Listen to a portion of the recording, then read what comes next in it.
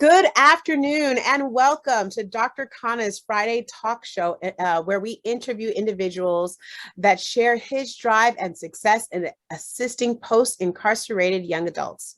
The show provides information about Dr. Khanna's Returning Youth Initiative, the struggles, the accomplishments of these individuals have during the reentry process, and the programs that are available both through Dr. Khanna's initiative and collaborating organizations. I'm your host, Angelica Robinson, producer of Tell Me a Story Productions, and my co-host here with me, Ryan Fagan. He's the director of Dr. Khanna's Returning Youth Initiative. You can find us every Friday at 3 p.m. Eastern Time at the Returning Youth on YouTube and Facebook as we discuss the challenges facing the post-incarcerated young adults and youth in our country with our guests. Please visit Returning Youth today and donate and learn how you can be involved. Our guest today is 28-year-old Michael Brown. Thank you, Michael, for being here, who is a post-incarcerated recovering addict originally from West Virginia. He's here today to share his story with us on how becoming an addict changed the direction of his life and how he has completely transformed his life since his release. We want to congratulate Michael as he's currently on his 39 months addiction-free. Congratulations, that is huge. One of his main goals in life is to help others who are struggling with addiction. So Michael, thank you so much for being here with us today. Thank you for allowing me. And hi, Ryan, how are you? I'm doing well, Angelica. How are you? Oh, fantastic. I mean, I'm so glad that we have Michael here with us today and he's here to share his story. I mean, you've 39 months. That is a major accomplishment. So seriously, I want to congratulate you on that. That is a big deal. Do you want to talk to us about how you kind of where your addiction journey kind of started? Yeah, so it's gonna take a minute. I'll go back to where it all started. I would say I was around 13 years old.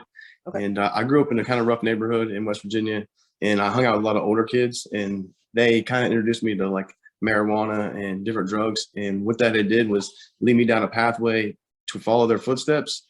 And growing up, I come from like a lower end family. So I knew in order to have, these drugs and these friends and to hang out with them, I would need to sell these drugs or find a way to support myself.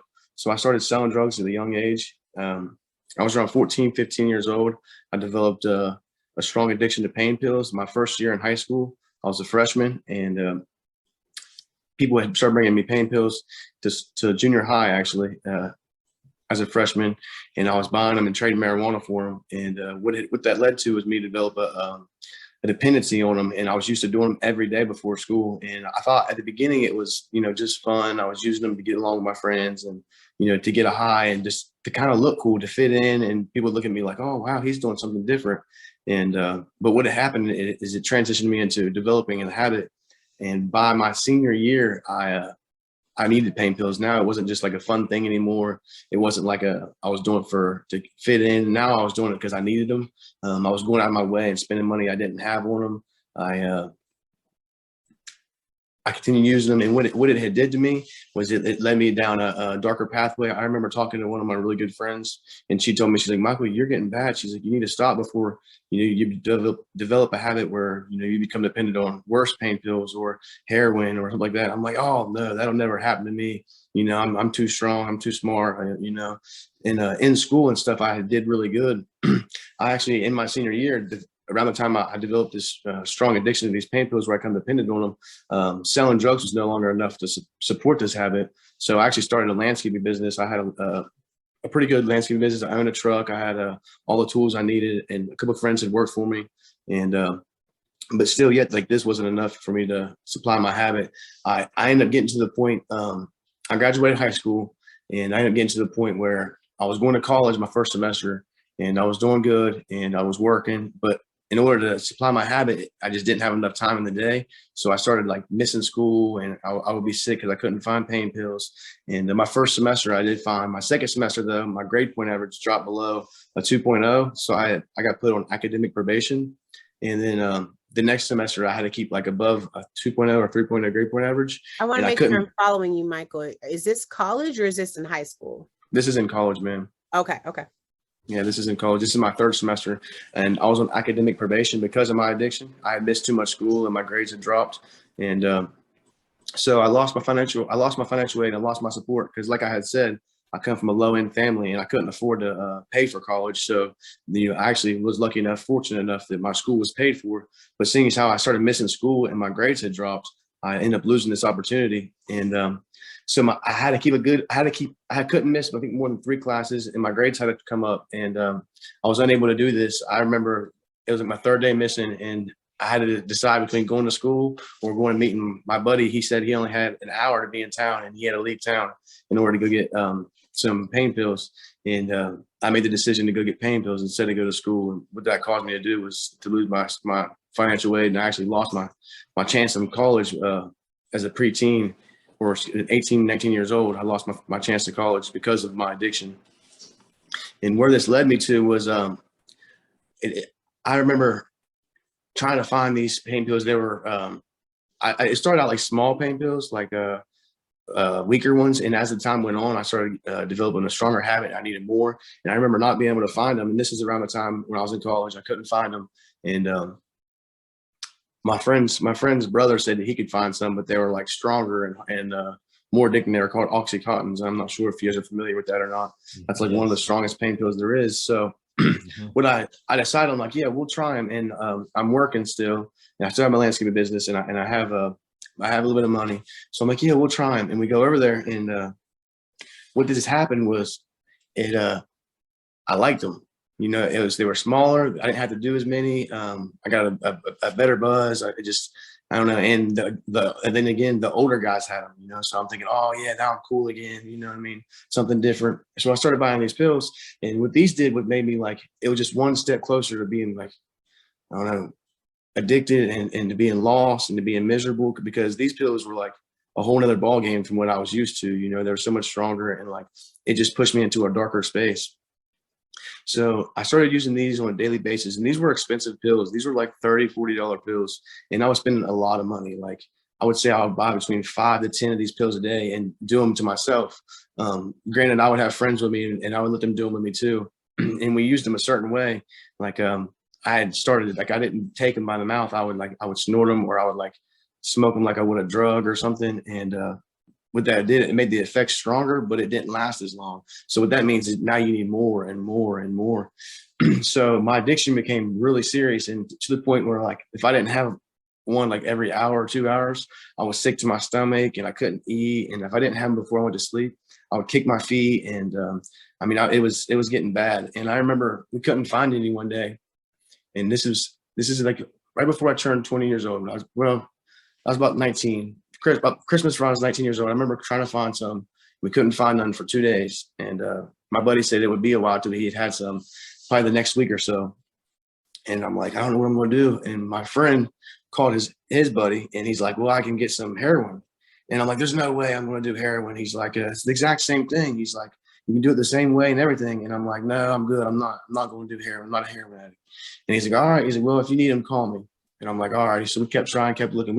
I remember like the back of my hand, I was sitting in a Tim Hortons parking lot, and I was sick. I went inside and used the bathroom. I had diarrhea. I couldn't hold food down. I couldn't drink anything. I was miserable, depressed, sweating. It's the middle. It's hot outside, and I'm sitting in my car. There's like 4 or 5 of us in a just a little Suburban, a little car, a Volkswagen actually, and we're all miserable. We're all feeling like crap, like crud. And I'm like, you know what? I was like, let's call I got back. Let's go see what this heroin is about. Let's go see, what it is. I mean, if it's not that bad, maybe I'll try it. But we go over there, and he shows it to me and stuff. He's like, it's the exact same thing you've been doing. He's like, you can smoke it, you can snort it, just like the pills. He's like, it just looks different. I'm like, man, I don't know. He's like, here, try it. So I tried it, and sure enough, as soon as I tried it, we had smoked it, and as soon as I had tried it, what it did was my sickness, my ill stomach, my sweats went away instantly. Like within seconds of me doing it. I mean, it tasted worse, but within seconds of me doing it, my cravings, my withdrawal, my detox, it was over. And I was like, wow, like that stuff really works. So I'm like, now, okay, yeah, I'll take some. So I ended up buying like, I think $100 worth or something. And what that did was it opened a whole new pathway for me. No longer was I a pill addict that was unfamiliar to it, but now I'm becoming a heroin addict and I'm on a road to destruction. So before I was even 20 years old, I had been using heroin, and I had used it for like 6 or 7 months, and now it's just like pain pills. It's like any other drug that you become dependent on. As you're using it, the buzz starts getting weaker, and you start needing more. You're not getting the same effects each time you use it. The effects get weaker, and you need to take more in order to get that same release or that same feeling of satisfaction. So what had happened to me was, I got to the point where I was doing so much and I wasn't feeling satisfied. One of my friends was like, and this is when I was around 20, I just turned 20, I'd say. One of my friends they were getting high with me, but they were doing it through IVs. They were using needles to shoot up. And they're like, you want to do it like this? I'm like, no way. Like, that's disgusting. They're like, what do you mean? Like, it's the same thing. They're like, the guy's like, he's like, my old lady's a nurse. He's like, I know what I'm doing. And I'm like, well, if it's not that bad, I'll try it. So then I tried IVs, and as soon as I tried it, I got that same satisfaction I was looking for off next to nothing. It's like starting the whole process over again. But what I failed to realize was I was starting the process over, but I was taking another step, into a darker place, into a worse situation. And by now I still have a landscaping business, but now I'm starting to like peddle my items off. I'm starting to sell my materials. I'm selling like my weed eaters and stuff, my extra stuff. I had sold my dirt bike because I had saved up money, and I had bought like a dirt bike and a street bike, and I had a car, and I had the work truck and all the tools. And this is all from working. But now it's like I'm starting to get rid of these items. I'm starting to get rid of my street bike. I don't need it. I'd rather have pills. I don't need that. I don't need a dirt bike. I don't even ride it. So now I'm getting rid of all these things. And before I knew it, before I even realized it, that I no longer was my addiction and my partying and fun, that now it was more like a miserable state and a sickness, and I was lost. I'd already lost everything I had. And at the end of it, all I had left was my truck. And and I have needles, I have heroin, and I have my truck. And that's literally all I had. And for about 2 years, I had been selling heroin and getting it and pushing it to people, and introducing, which is a terrible thing to say, but I was introducing people to it. Just trying to feed my own addiction, which I realize now like that was disgusting of me and sickening of me to try to bring them down. I wasn't trying to bring them down, but I was just trying to feed my addiction by maybe what they had to offer me, their money, their items, whatever that I could use that they had. I would do that. Like if they had money, I'm like, well, you ever tried this? I would go to like parties and stuff as a kid. And instead of going to the parties and hanging out with my friends, I would be like in the bathroom, like getting high the whole time, or I would be, out in my car getting high, and people would be like, what's he doing out there? And I'm like, you want to come find out? You got some money? And all I was doing was really, like I said a second ago, just doing what I could to make ends meet so I could just keep staying high. And so then it got to the point where I had burnt so many bridges and I lost so many people, like family wise. And granted, my parents will always support me, and they always did, but they knew I was lost. So no longer were they, for a while they were giving me money, and I would say, hey, I'm gonna go to the movies, or hey, there's a concert coming up. Can I borrow some money? And like I said, we come from a lower end income family, but still, like if they had it to offer, they were always willing to give it to me. But it came to the point where I kept asking them, I kept using these same excuses, and they're like, man, there's no way you're going to 3 concerts in a week. There's no way you're going out to eat 3 times in a day. Like, what do you mean? Like, what's going on? And I remember being at my friend's house, and my mom had showed up, and she's like, Michael, what's wrong with you? She's like, you lost all your weight.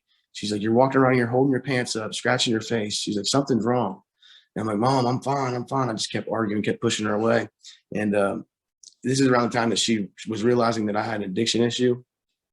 She didn't know what it was, but she knew that I was doing something, and it wasn't right. It wasn't just smoking marijuana no more. It wasn't just, drinking a beer or something like that. I lost 50, 60 pounds, and I'm staying out late at night. And she had always told me, she said, nothing good is out on the streets when the street lights are on, except for trouble. And she's like, why do you continue to do this? What she didn't realize was that was the life that I had chosen. It became normal to me to be running the streets, to be using these drugs. And she didn't realize that. So I'm around 22 now. I'll backtrack a little bit. I'm around 22, and I'm a full-blown heroin addict, IV user.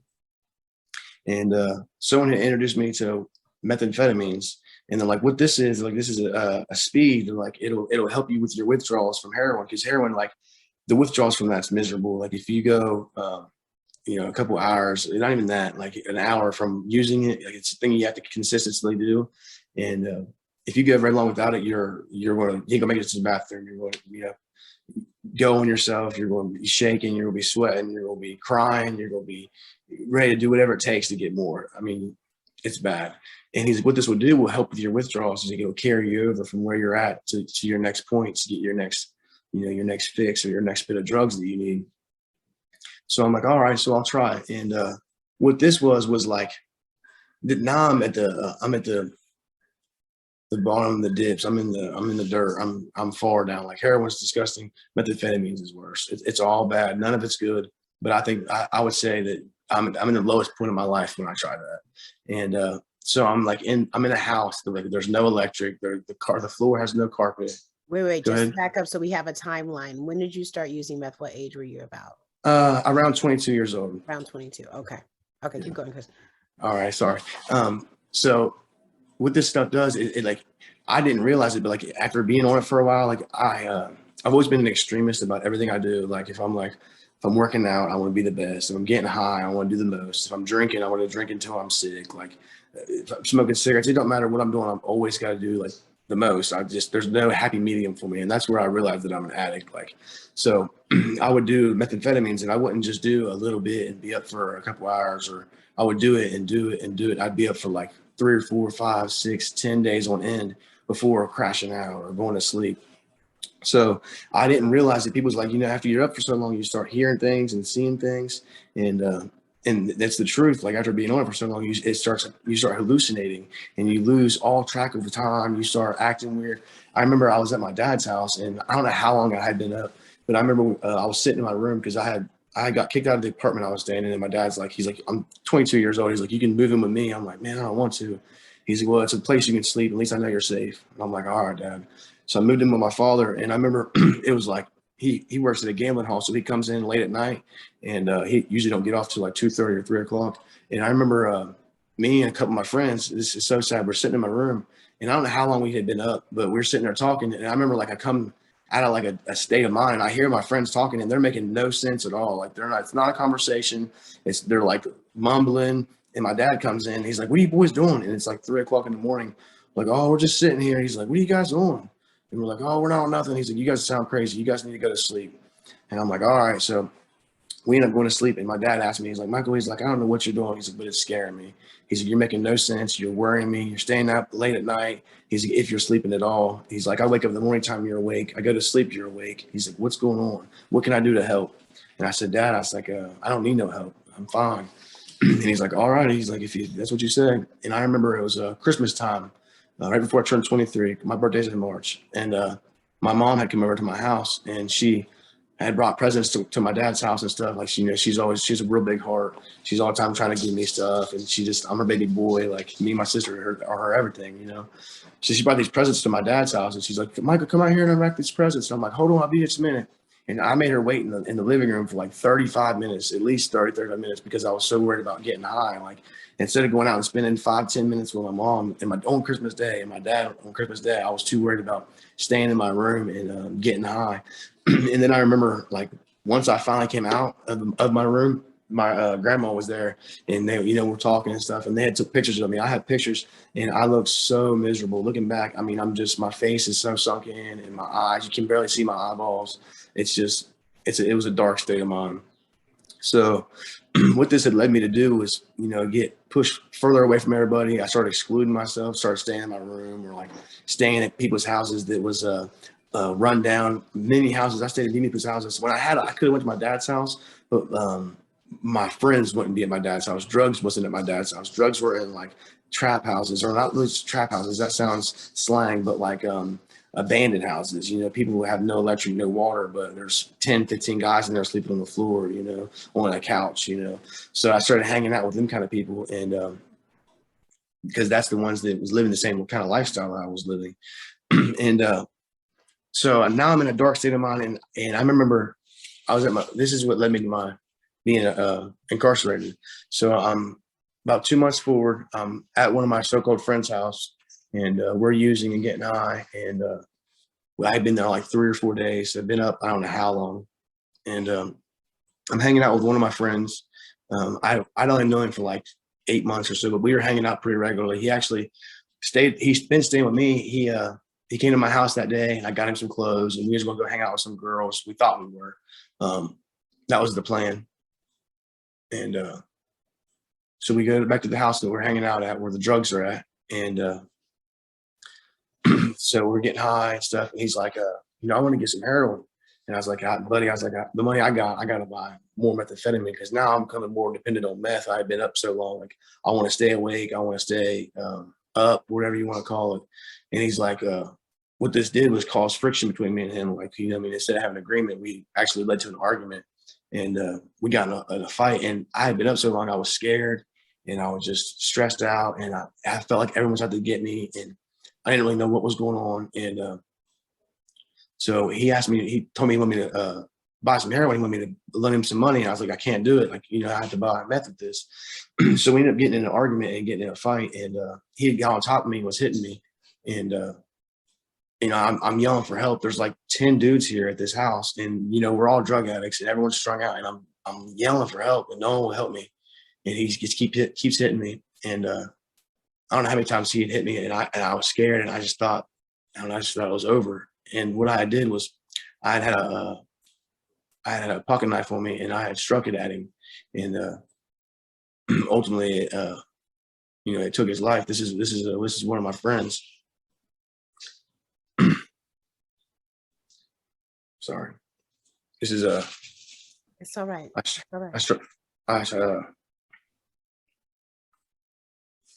struck it at him and it took his life. After it happened, I wanted to get. I knew instantly what I did. I'm like, we got to get him to a car. We got to get him to the hospital. And no one would help me. Everyone's just looking around, looking at me, and yelling. And now they're arguing. I'm like, look, just please help me. And no one would help me. And so I drug him by myself. I drug him up this hill into his SUV. And this one guy and his old lady finally come walk. They lived across the street and they seen what was going on. And I'm like, I need you guys to take him to the hospital. And they're like, all right. So they took him to the hospital and they had come back. And I'm like, is he all right? And they're like, yeah, he's fine. They're like, I can't believe that happened. I'm like, I know. And I'm shaking. I'm scared. I'm like a lost kid in the woods. I just don't know what's going on. My mind's racing. And I see the cops pull up out front. And I'm like, oh, man. And I asked the guy who lived there. There was like 10 guys who was standing there, but one guy's house. I'm like, what should I do? He's like, if I was you, I'd run. I was like, I'd get out of here. So I'm like, all right. I'm a kid. I'm 23 years old, and really my mind state is like a 15-year-old because I had been using drugs for so long. Your mind stops building, you just all you think about is drugs. So I take off running. And that's the only thing I knew to do. I just run all the way home.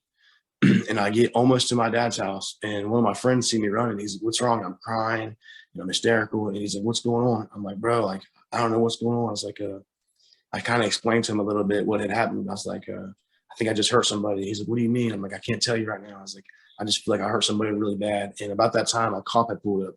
This is I had talked to his old lady and his old lady's mom for a minute, but I didn't tell him what had happened. I wouldn't tell anybody. And a cop had pulled up and he's like, he jumped out. He's like, is your name Michael Brown? And I'm like, yes, sir. And he's like, put your hands in there. I'm like, what's going on? He's like, you're under arrest for murder. I said, for murder? And he's like, yes, sir. I'm like, I haven't murdered anybody. He said, no, you have. He's like, don't move. And I had a phone in my hand. He's like, whatever's in your hand. He's like, do not. He's like, do not drop it. Don't move.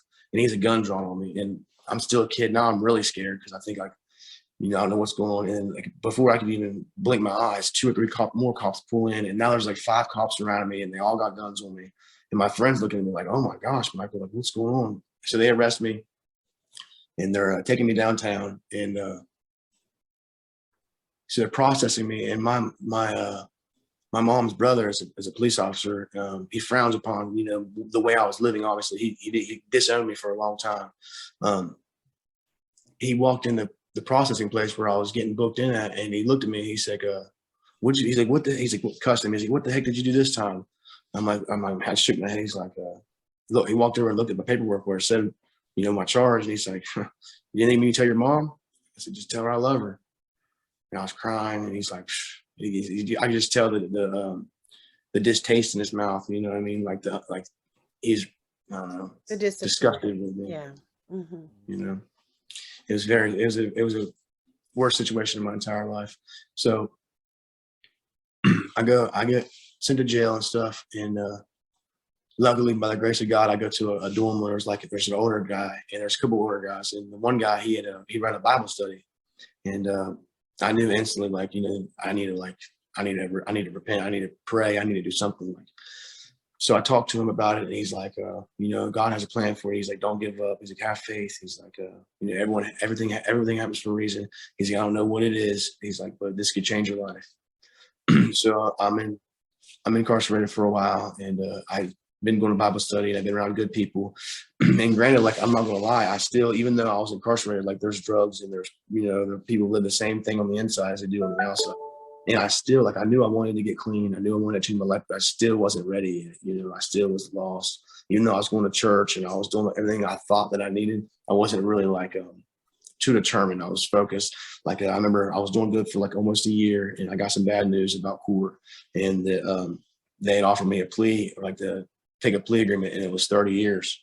And I was like, I'm 23, like 30 years, I'll be 50 some years old when I get out. And I mean, granted, you know, I don't know how people look at it. Some people feel like I probably should never got out, and I understand that, you know, regardless of the situation and how it happened, you know.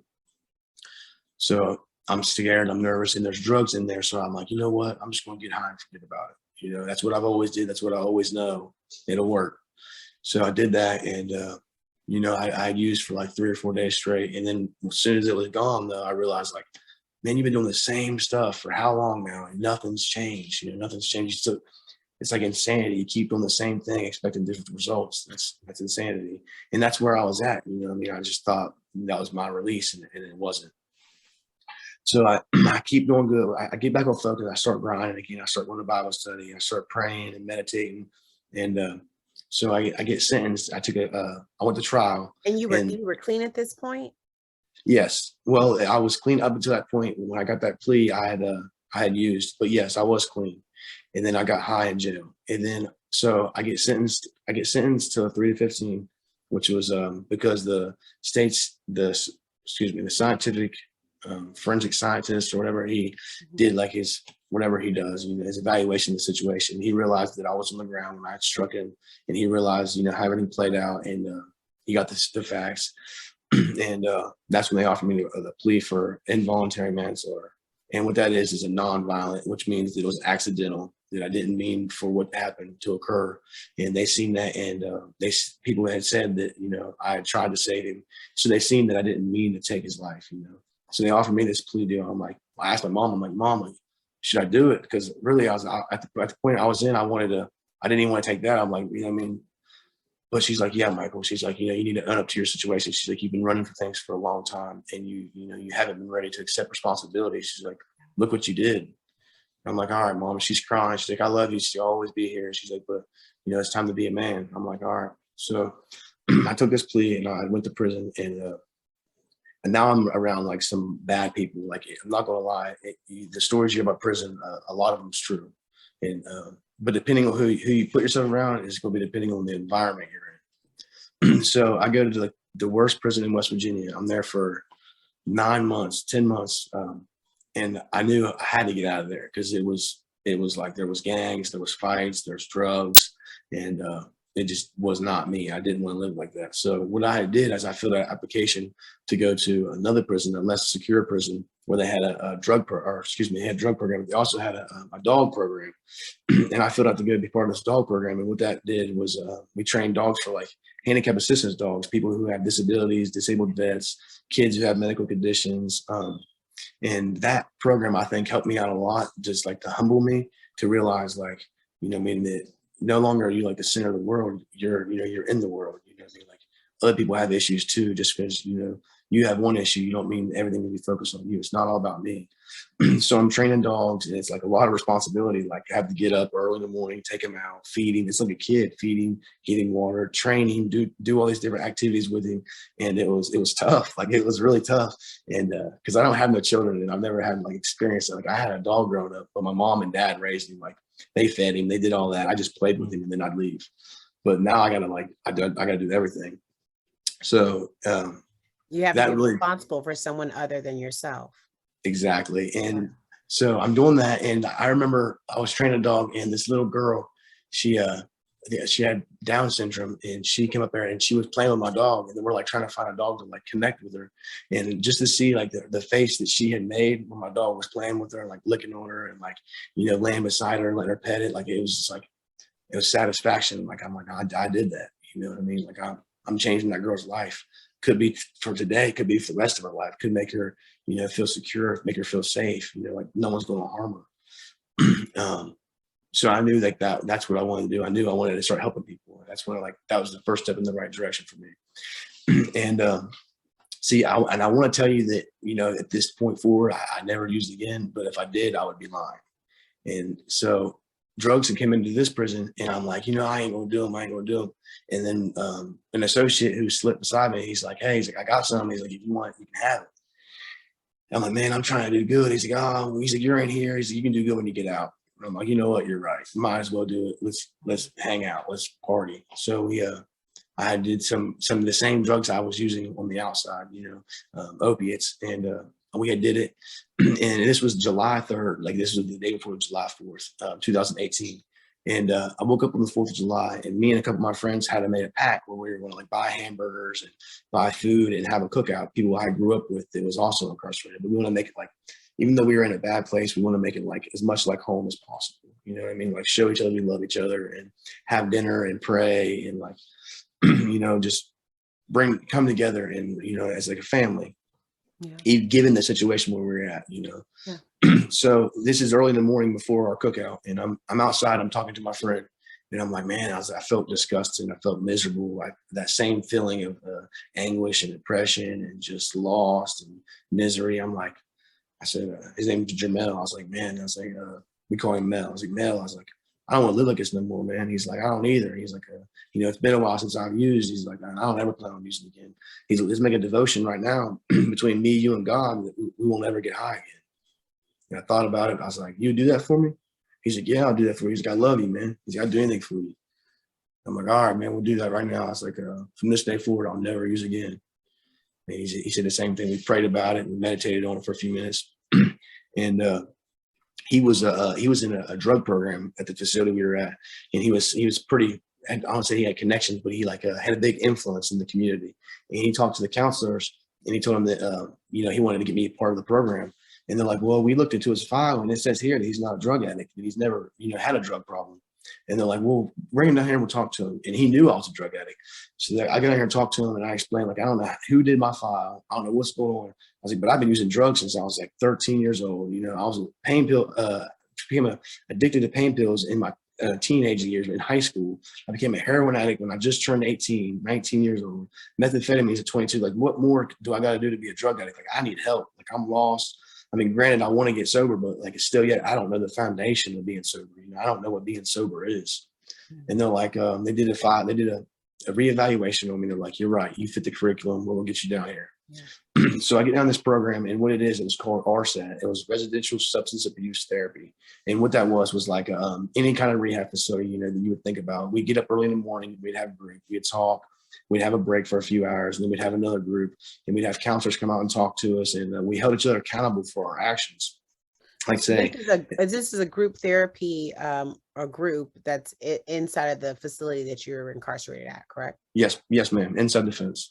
Mm-hmm. And so I'm like, this is awesome, this and that. I want to talk to the counselors. I'm like, thanks for getting me down here. Like, well, we can see your impact already, how things have changed. We'd have AA and NA groups, and we'd have different kinds of meetings that counselors would come out and talk to us. But in reality, like our whole thing was like it was inmate ran, like our inmates, we ran the program. We held each other accountable. Like say if I made a mistake, if I wasn't, dressed properly, or if I cussed in front of cops, or if I got mad with a cop, like another person in the program would be like, listen, I'm pulling you up. Like you need to tighten up. You need to do right. I mean, there was role models through the community for us, So like I realized, like I said earlier, I'm an extremist, and when I set my mind on something, I do the best that I can do. So I realized like I want to get sober, so I'm like I'm gonna do the best, sober version of myself I can be. So like every morning I'll be the first one up, or one of the first ones up. I would iron my clothes. I would always be tucked in. I always looked presentable, to say the least, and I talked appropriately. I try not to cuss. I wanted to be a role model. And the counselors noticed that, and they're like, Michael, like, we think you would be a good candidate for the senior mentor, which is the person who like runs the program, who like facilitate it. And I'm like, all right. He's like, we'll give you a chance and see how you do. And I said, I want to thank you. He's like, why are you thanking me? I said, because you're the first person that's put trust in me and given me responsibility to facilitate to 32 other guys my entire life. It's hard enough for me to manage my own life, or, like that one dog was hard to take care of. But now this guy's put enough trust in me. He thinks I can facilitate 32 other guys, including myself. Like, that's amazing. Was Mel with you in this program? He was, but we was in different buildings because he was a higher level than me. So he was farther through the program. But yeah, we was in the program together. Yes, ma'am. Okay. And so this guy put this trust in me, and he got me down here. And he put me as a senior mentor, and now I'm running through groups. I'm facilitating them. And, there's guys in there who don't want to be there. There's guys in there that are made to be there. But then there's guys in there that like are borderline, what I mean? Like our counselor would say, he's like, if you don't want to be here, he's like, just do what you got to do. And you're still going to pick up on something. He's like, you being here is going to change your life if you want it to or not. So there's guys in there that are knuckleheads that are, not listening, but to see like their reaction when I'm talking to them, I'm telling them my experiences, and I'm listening to their experiences, and we're connecting and we're bonding, and slowly but surely, like through this program. And as you phase up, the rest of the guys phase up too. So I'm around these same group of guys for like 8 to 9 months. And to see like the growth that they had from when they first got in there to when they left, including myself, it is remarkable. You know what I mean? Like we first came, most of us who first come down there were lost. We're not, they said dress to impress or dress for success, which basically means, keep your outfit looking good, approach like cops or counselors appropriately. Don't be cussing and act like, you're a convict or you're in prison. Show people that you can be successful in life. And one of our slogans was productive member of society. So what I did was I wanted to do good, and I wanted to be the right thing. So I helped these guys follow my footsteps. I left the foundation for people to come up like me, and to be like me. And I also learned a lot from other people who knew more about recovery than me that was in the program. So I get through the program and I graduate, and the rest of the guys graduate, and I'm going back, and I'm going in there and I'm talking. Even when I graduate, how long was the program? It was 9 months. 9 months was the program. Yes, ma'am. And I had still had a little less than a year to go before I actually got released. So I'm going in there even after I graduate, and I'm talking to these guys. And the crazy thing is and to see these guys in this program that knew me before I got incarcerated. There's guys that come in there that I knew growing up that I was using with, and they seen me like coming in there and talking as like a role model or an RSAC graduate, as they would say. And they're like, what happened to you? Like, we was just getting high a couple of years ago. You was just, selling stuff and doing this, and then you just sold me your weed eater a couple of years ago. And I'm like, man, this program changed me. Like, I don't ever want to go back to that lifestyle. I want to do good. You know what I mean? And if I can do it, you can do it. There's no trick to it. There's nothing. The counselor didn't give me no, little key or something, the key to recovery. I want it, and I went for it. So I'm talking to them. I'm giving them motivational speeches and stuff. I do that probably like around once a month or so. I go over and talk to the guys and ask them if there's anything that needs done, like, or like if I seen one of the guys that was in the program and they were having problems, I would ask if I could talk to them one-on-one, and I'd pull them aside and explain to them the effects it'll have on them as long as they allow it to. And, don't take it for granted, and stay determined, and don't give up. And it helped out a lot. And my job after I graduated, I became a person for the college program, because this whole time I'm enrolled in college. I started the college whenever I made the pact to get sober. I started college also around that same time, and I stayed in college this whole time. I was in college for 3 years while incarcerated, and I started working for the college program as for the site director. Like, I was a tutor. I got people's books for them. I assigned them classes, and before I'd go to group, this one kid I met, he was in the RSAT program. I met him over there, and talked to me one day. He said he was struggling getting his GED. He took it 3 times, and he only had one more opportunity. And the only thing he was failing was math, and he couldn't get it. So my strong suit is math, and I'm really good at math. I've always have been. I'm like, well, if you want to, I was like, I got an hour every day before I got to be at work for the college. I was like, I'll come tutor you every day for an hour, and we can get you to pass that GED. And he's like, you would do that for me? I said, I would love to do that for you. If you're determined, I'm determined. So every day I would go tutor this guy for an hour a day. So let me jump in, because I have you've given us so much information, Michael. Yeah. And I have a lot of questions. And first of all, I want to just pause and say thank you for so much that you've shared already, because your story is a lot. It's a lot. It's a lot, and you've been through a lifetime over a lifetime of dealing with the struggles that you've had to deal with and had to overcome. So thank you so much for sharing your story. I'm going to ask some specific questions about when you were going through your addiction. Every type of drug has a different type of effect, and those effects take longer to, when you're dealing with those withdrawal syndromes and symptoms, and how it affects your ability to kind of move forward and really kind of get your life together. So like that process of dealing with withdrawal and kind of kicking things out of your system before you could actually kind of get back on track. How long, like how many weeks or days or months were you kind of like having to just deal with withdrawal symptoms to then refocus on getting yourself back into school, getting yourself into the program, being a leader within the program? What do those days look like? How difficult were those days to get through? Well, like the major withdrawal symptoms, they usually last between like 7 and 14 days. But in order to like get my motivation back and regain my focus and to keep like persevering and get my direction back, it took me longer than that. I would say, a month or more. But it's an everyday, task. It's not like it was just, I woke up 2 weeks later and I was, my light was back on.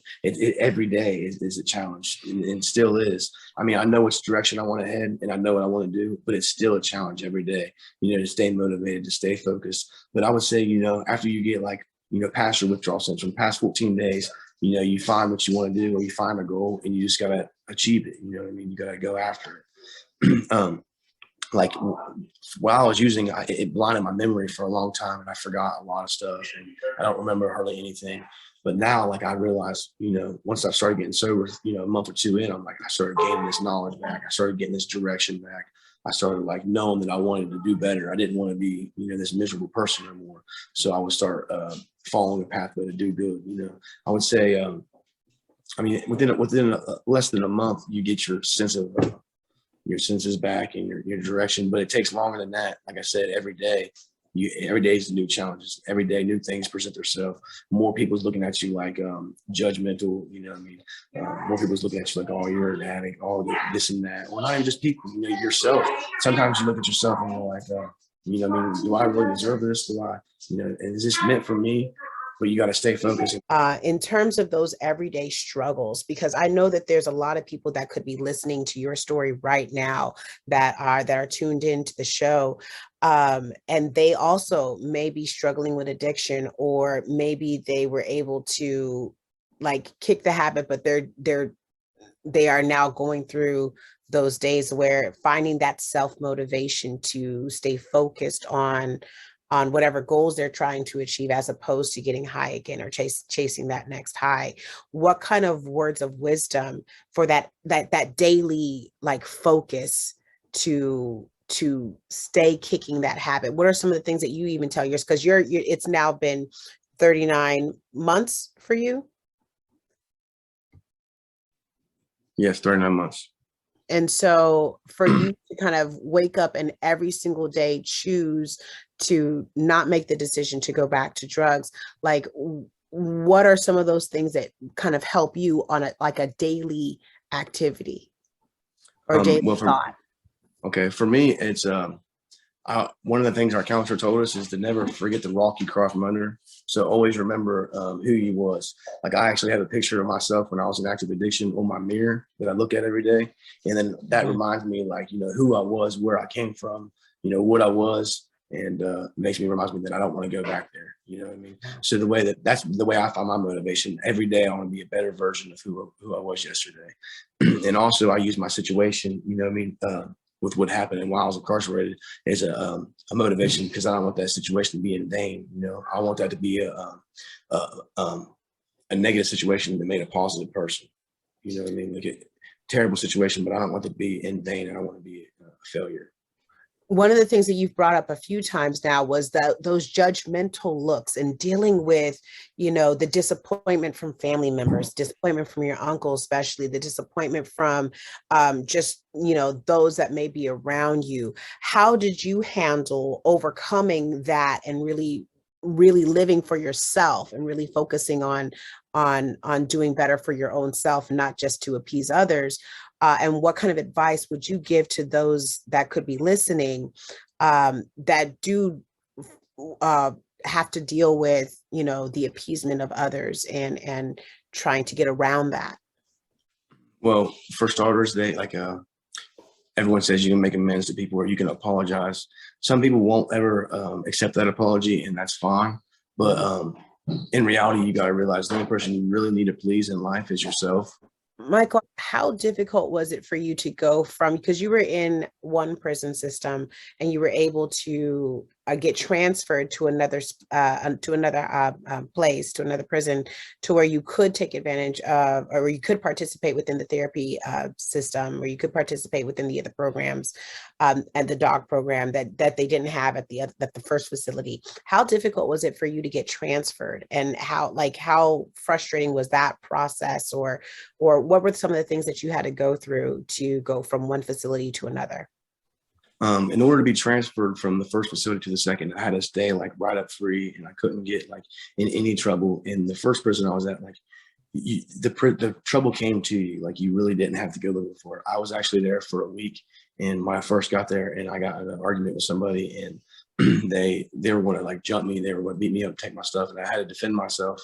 And I guess once they seen that I wasn't going to be taken advantage of, and they couldn't break me or whatever, I was okay. But trouble was presented to me. It comes looking for you. Cops pick on you there. If you look at them the wrong way, they're throwing you on the ground. I've seen horrible things happen to different individuals over nothing. I've seen guys fight over the phone at certain times.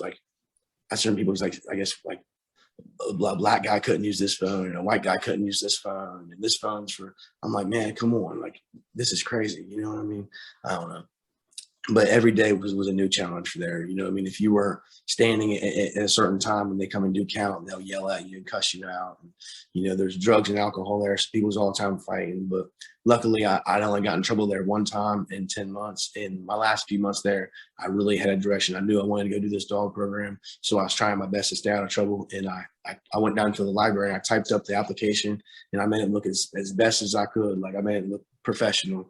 I retyped all the questions and all the answers, and I really put my heart into it. And I explained that I wanted to better myself. And I think they've seen that when they look back at my record. And most people in this facility is getting in trouble every day, or at least once a month, or getting a write-up. And I went without write-ups. I have not been in trouble, and they've seen that and they recognized it. And that's the reason why I had gotten transferred.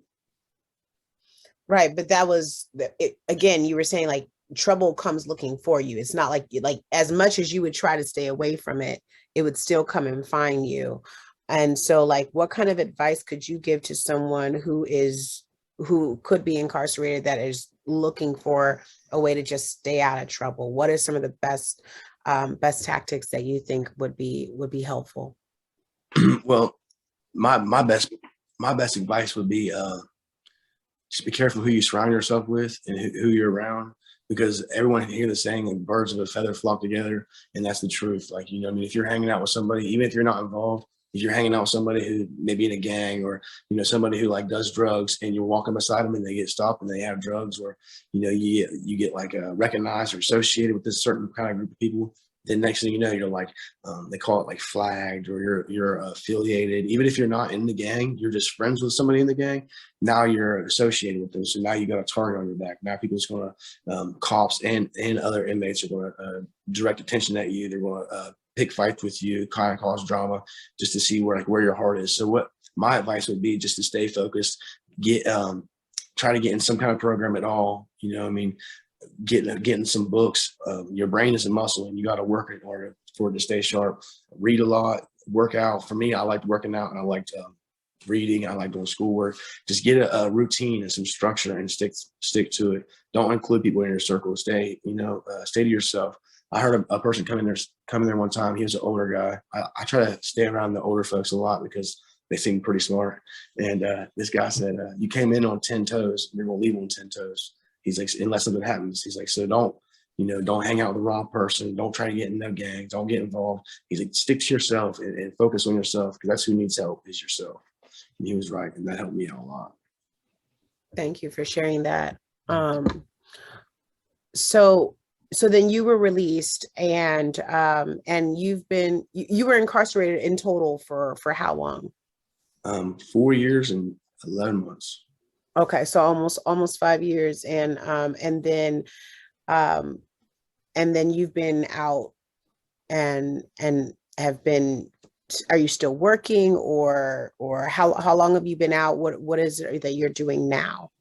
Okay, so I get released, and I walked out of there in almost 5 years. I had all my belongings in one trash bag. And I had a pair of sweatpants on, a t-shirt, and a pair of boots. And granted, I had been working, like, once I've been transitioned to the other facility, I worked every day. You know, so, but you're only making like $40 a month, if that. But you're working like long hours. And so I tried to save up all the money I could. I knew I needed to get my license back, and I paid my fines off while I was there, which is remarkable. I paid most of my fines off. And I was like, most people leave jail with a debt. So that's, yeah. I mean, a lot of folks that are just like in like regular world, they don't realize that when you leave jail, you leave with a bill. Yeah. Yeah. You're definitely right. Especially if you break something, or, you do something there that causes problems. You get in a fight and something breaks, or, something comes up missing, like your lock, or, something that was in your belongings that belongs to the state. It's no longer there. They're charging you for it. Yeah. Definitely charging you for it. So I leave there after 5 years almost with, one bag of clothes and some paperwork. I was in my hometown for like one day. I got out at 9 o'clock in the morning, and the next morning at 10 a.m. I flew out of Ohio to Florida, and that's where I reside now. That's where I live at. So people say culture shock is a thing, or like institutionalized. I wouldn't say I was institutionalized, but culture shock is an understatement. I went from being incarcerated, who can barely walk from, a mile. You can't even get a mile's radius in there. To flying halfway across the country from West Virginia to Florida. And I know nobody here. I live with my uncle, my aunt, and my cousin lives here with his daughter. And that's the only people I knew. So culture shock is an understatement. So I'm here, and I remember he took me to the— That's fortunate that you were able to travel so quickly. You weren't on probation when you were released? No, I am on parole or probation. Okay. And I have in order to finish, I'm not sure how long they're going to keep me on it, just depending on how my actions are and how I do. But I changed my my home plan, or like where I was going to, from West Virginia to Florida, because I knew I was getting ready to graduate school. And the worst thing about everything is, like, I knew a lot of my friends, and not all my friends, but some of the people I knew, like, while we were using together, or, who are still in active addiction. My whole town is like bad off. Not all of them, but the majority of people is doing drugs. Nothing's changed. In 5 years, like, my friends still, not my friends, I keep calling them my friends, but my associates from the time being I was using still have the same stuff they had, 5 years ago. None of them got so you couldn't go back to that environment. It would be detrimental to go back to that environment. Yes, exactly. None of them went out and bought houses. None of them went out and bought new cars. So I wanted to change my whole environment. I wanted to prosper. I wanted to do good. And so I relocated to Florida, and I'm living here now. I was here a week, and I I went to the barber shop down the street to get my haircut, and I talked to the guy, and I'm like, man, I just moved here. I need a job. He's like, you need a job? I'm like, yeah. He's like, well, the restaurant across the street's hiring. I'm like, they are. I'm wearing like basketball shorts and a cut off t-shirt. I'm like, they are. He's like, yeah. He's like, walk over and find out. He's like, I know the manager. He's like, I'll text you right now. And I'm like, all right, I'm going there as soon as I leave here. He's like, really? I'm like, yeah. He's like, all right, we'll see. So he cuts my hair, and I literally walk down the street to see if I can get a job. And she's like, can you be here tomorrow at 8 a.m.? I said, yes, ma'am, I'll be here. She's like, all righty. She said, do you have a license or a car? I was like, no, ma'am, but I only live 2 miles away. And she's like, 2 miles. I'm like, yep. She's like, so how do you get here? I was like, I'll walk if I have to. So the next day at 8 a.m., I had to be there. And I knew if I walked, it'd probably be like an hour. The first couple of days, my aunt had given me a ride, and she still would give me a ride if I needed it. They helped me out a lot. But the majority of the time I would walk. And I found out that in order to walk 2 miles at a fast pace, it's like 40-some minutes. So I would leave at like 7:15, and I could get there right at 8 o'clock, but I'd have to walk fast. So I would always usually leave like 50 minutes to an hour before, and I would get there pretty precise, and I could like nosy along, not have to like jog to get there on time. So I got my job. I was here a week and landed a job. I mean, I started out doing dishes, and I worked doing dishes for like 3 days, 2 days. And they're like, have you ever cleaned tables or busted tables? And I'm like, no, but I can do it. I was like, I can learn anything as long as you teach me. And just determined, I'm just determined. So I started cleaning tables, and I did that for, I don't know, about a month. They're like, have you ever cooked before? And I'm like, no, but I can learn. And they're like, all right, well, we'll see if you want to cook for a couple of days. So now I'm cooking, I'm cleaning tables, I'm doing dishes, just wherever they need me at, I'm doing it. And the cooking thing, it didn't really work out. It was too fast paced. It was way too hard. The guys I work with, I still work there. The guys I work with are like, I don't know, professional chefs. Like they're doing 3 different things with 2 hands. I'm like, how are you doing that? But they're like, you're still a good worker, this and that. Like, but you ain't gonna be able to keep up. I'm like, all righty. So I ended up getting another job as an electrician, and I'm actually a certified electrician. I went to school for that when I was in high school. And I worked with a pretty good company and stuff, but the guy I worked with, there were just things around me that I didn't want to be associated with. He was a good guy, good company. He knew a lot. They all knew a lot more than me. It was a good place to be, with just different surroundings. Or if I was a different person, I could have did it. But coming from who I was, I just don't want to be influenced by the wrong things. I don't want to get anyone in trouble. But so it wasn't going to work out. So I was like, you know what, I'm gonna find another job. I put in a week's notice or 2 weeks notice. And I found another job at a rehab facility. I'm like, this is more my speed. I can work with people who's addicts, who was like me. It's basically the same thing as the RSAP program I was telling you about, but a little different. It's well, obviously, there's employees there and stuff like that. So I started working there. I've been there 4 months, and I really enjoyed it. I work with different clients and stuff. I'm able to talk to them, help them out, share some of my experiences. Obviously, I can't go in detail and tell them where all I've been and stuff, but I tell them the gist of things, that I'm in recovery and I know where they're coming from and I can relate to them. And I try to give them any bit of hope that I can and faith, knowing that you can accomplish anything you set your mind to. And I really like that job a lot. I'm there 3 days a week. I work there 3 12s, and then at the restaurant, I still work there. But now, not only do I clean tables, I'm also a waiter or a server, and I do that 3 to 4 times a week. So usually I work 7 days a week. And I'm actually still in college too. I'd finished my first semester post-release this summer, and I did good. I had 4 classes full time, and now I'm in my last semester of college. I graduate in December, God willing. I'm only taking 2 classes, but I only need 2 classes. I'll tell you right now, it is hard. So I'm working 2 jobs, 7 days a week. I'm in my last 2 classes of college, and somehow, I don't know how, but I'm still making time to go to the gym and go catch a meeting. I like going to different AA and NA meetings, not pushing the fact. I'm just saying being around positive, like-minded individuals is a good experience. To surround yourself around people, like I said earlier, birds of a feather flock together. So if I'm around sober people, I'm going to be sober. So that's what I like about it. No, that's exactly, yeah, that's exactly what looking at is, you were talking about getting, the advice that people are giving you about, not associating with the wrong crowd. That applies when they, where they're talking about it when you're in behind the fence and when you're outside the fence, and that's those are the things you look at, and then you can draw your strength when you have those down times, when you have those struggles, when you're sitting there having that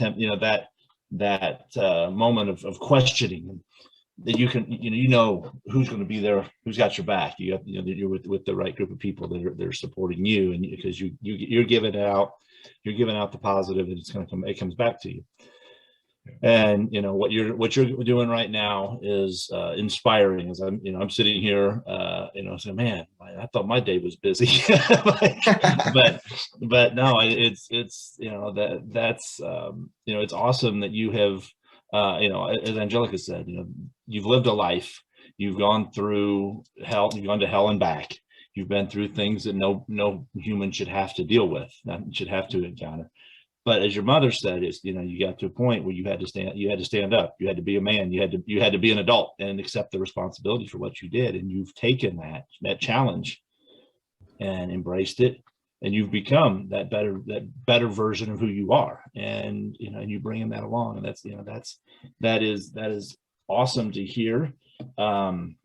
I do have one last question before we wrap up, because we do have to wrap up. Your story is incredible. Michael, what are you going to school for? Business and communication. When I graduate, I have my bachelor's of arts in communication.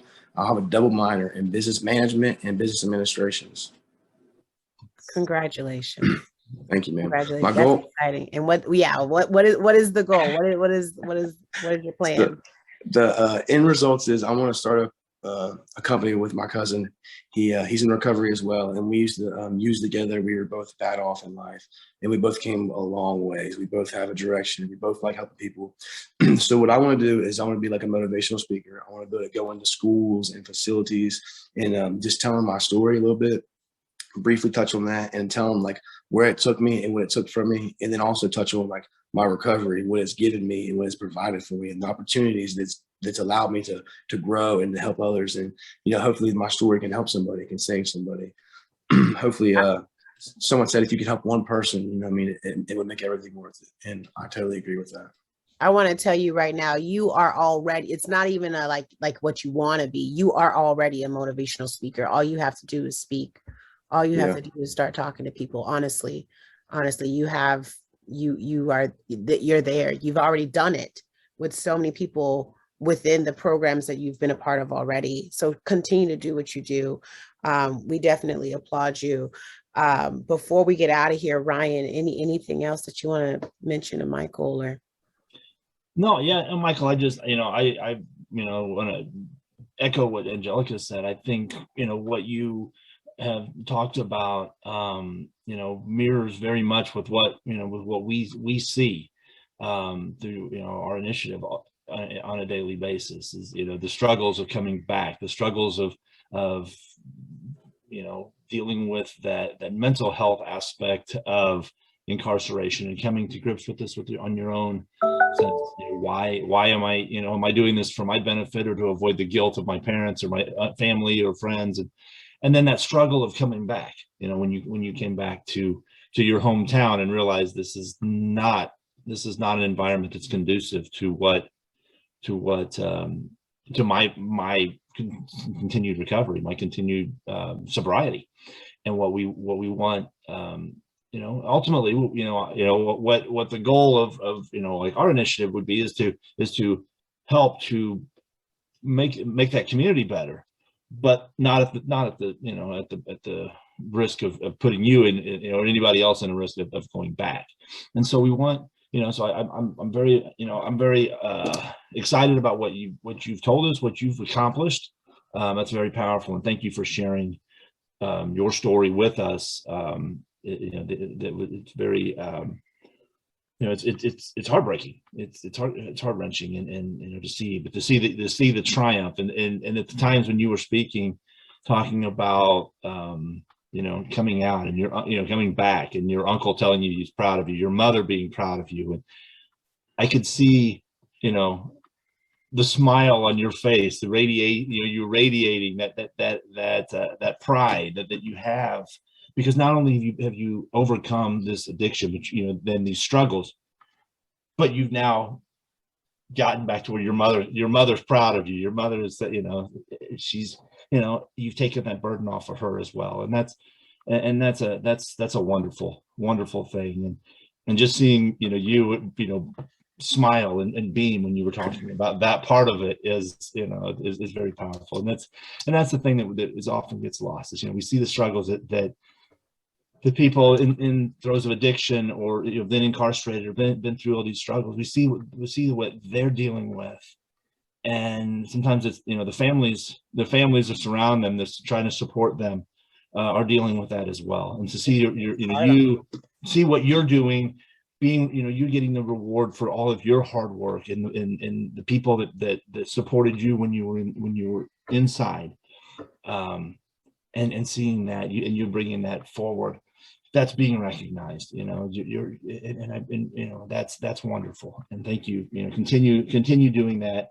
Continue, you know, the good work that you're doing, and just, you know, and keep up the you know, let's keep adding on to that 39 months. That's good. Let's make that 390. Let's just keep that going. That's awesome. Very, very proud of you for that. So thank you. Michael, anything you want to leave our listeners with? Anyone who is tuning in today or listening in, or will at some point see this on YouTube or somewhere, anything you want to say to them? Yeah, this is for any addict or any person who's been released or about to be released.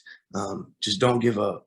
You know, I mean, push every day. And when you feel like, you know, you're alone or you're in a dark place, or, you know, you're just ready to tie a knot and then you go back to prison or go back to your addiction, or, you know, whatever that may be, reach out to somebody, because there's people here who care. Like, I might not know you or whoever it is that I'm talking to right now, but I love you. Like, I'm here for you. If you need me, you can message me. And anybody who's ever messaged me, I'm quick to contact back. I know what it's like, you know, being, you know, in that dark place, in that miserable state of mind. And there's people here, not even just myself, but others as well, who would love to be there for you, would love to talk to you, can listen to you, can support you. Anything that needs to be done, you know, I'm here for you. And I'm sure many others are as well. Thank you so much. Ryan, thank you for being here. Michael, thank you so much for sharing your story and for being here and leaving us with those wonderful words. I'm Angelica Robinson. I am your host of Dr. Khanna's Friday Talk Show. Please tune in next week. We are here every single Friday from 3 p.m. to 4 p.m. Eastern Time. And you can find us at Returning Youth on Facebook or on YouTube. And please visit returningyouth.com. Be sure to donate or volunteer. If you'd like to be a mentor, we want to hear from you. Thank you so much, and we'll see you next week. Thank you, everyone. Have a great day.